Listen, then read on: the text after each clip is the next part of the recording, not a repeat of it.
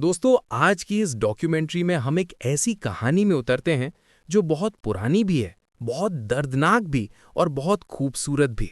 ये कहानी उन नाइट्स की है जो तलवार उठाना तो जानते थे, लेकिन दिल में दर्द, वफा और कुर्बानी की आग लेकर जीते थे।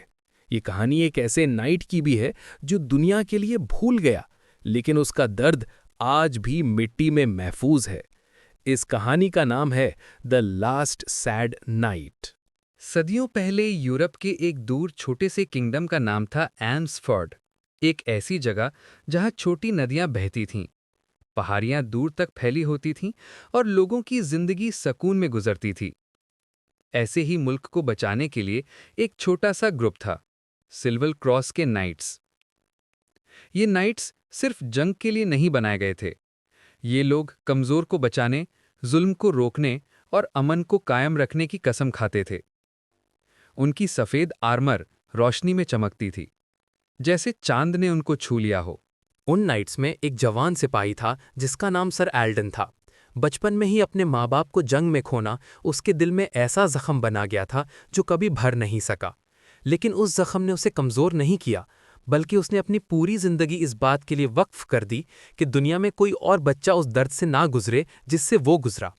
सर एल्डन बहुत ताकतवर नहीं था, लेकिन वो सबसे ज्यादा दिल से लड़ता था। उसकी आंखों में हमेशा हल्की सी उदासी बसी रहती, जैसे वो रोज किसी को याद करता हो। उसके हाथ में एक पुरानी वुडन ब्रेसलेट होती जो उसके बाप की याद में थी। ये ब्रेसलेट उसके लिए ताकत का सिंबल था। कुछ सालों तक एम्सफोर्ड में सुकून रहा।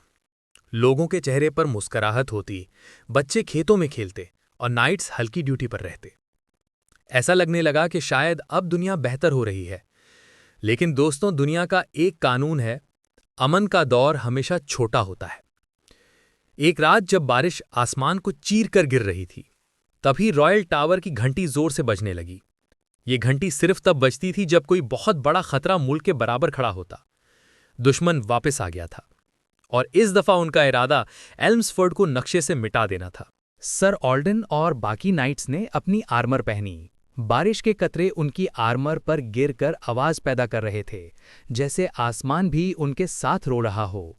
किसी को ये नहीं पता था कि ये रात उनकी जिंदगी की सबसे सख्त रात होने वाली है।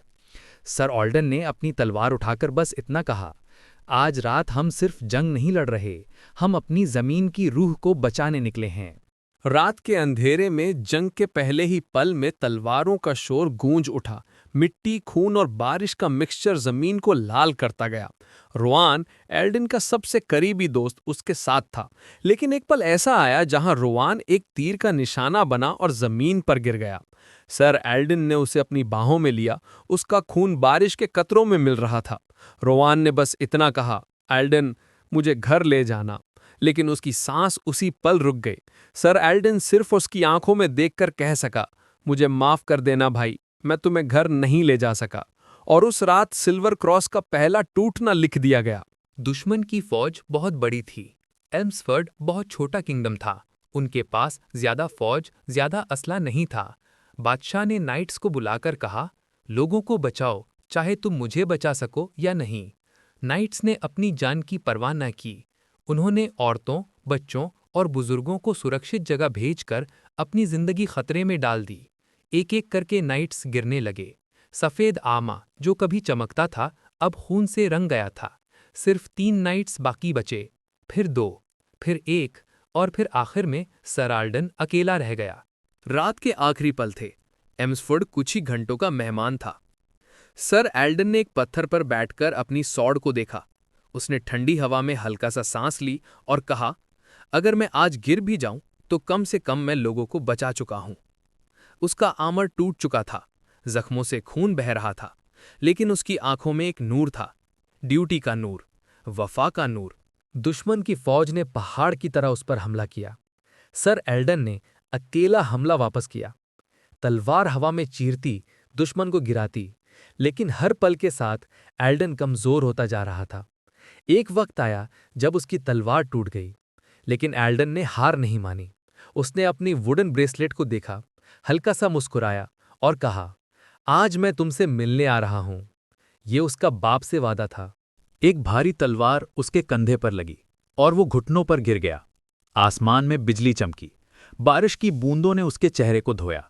उसने आखिरी दफा आंख बंद की और उसका जिस्म धीरे से जमीन पर गिर गया। एम्सफर्ड का सबसे वफादार नाइट आज जमीन में सो गया, हमेशा के लिए।